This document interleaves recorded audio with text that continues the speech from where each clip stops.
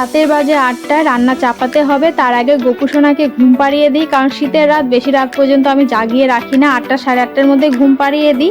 আর এই গোপুসোনা কিন্তু আমার ননদদের, অনেকেই জানো না, তারা কমেন্ট করো যে গোপুসোনা কার বা কবে নিয়েছো। এটা হচ্ছে আমার ননদদের গোপুসোনা, ওদের অছুত পড়েছে জন্য আমাদের বাড়িতে দিয়ে গেছে। তো আরও কিছুদিন থাকবে, তারপর বাড়ি যাবে। গোপুসোনার সঙ্গে থেকে এত মনটা বসে গেছে না, ও চলে গেলে যে কি করব ভাবছি আমিও নিজে একটা গোপুসোনা নিয়ে নেব। কিন্তু পরে আবার ভাবি সংসারের কাজ বাজ, মেয়েকে সামলানো, তার মধ্যে কিভাবে আমি ম্যানেজ করব। দুদিন পর মেয়েকে স্কুলেও দিতে হবে, তাই ভাবছি কিছুদিন পর নেব। মেয়ে মোটামুটি একটু বড় হয়ে নিক, তারপর গোপুসোনাকে নেব। তো কালকে তো বাবার বাড়ি থেকে বাড়িতে এলাম, আর দেখো কত কি নিয়ে এসেছি। গ্রামে বাড়ি হওয়ার এই এক ফায়দা, কত রকমের শাক সবজি, এগুলো কিন্তু সব ঠাম্মা আমাকে তুলে দিয়েছে। আর নিয়ে এসেছি হচ্ছে শীতের স্পেশাল চালের গুঁড়ো, যেটা দিয়ে অনেক রকমের পিঠে বানিয়ে খাবো, কারণ এই শীতে পিঠে খেতে কার না ভালো লাগে।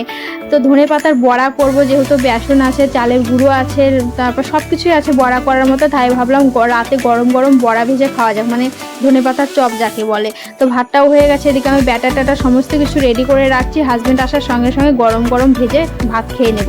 তো হাজব্যান্ডও চলে এসেছে, এখন দেখো আমাকে হেল্প করতে চলে এসেছে। দুজনে মিলে ভেজে ধনেপাতার বড়া ভেজে এখন আমরা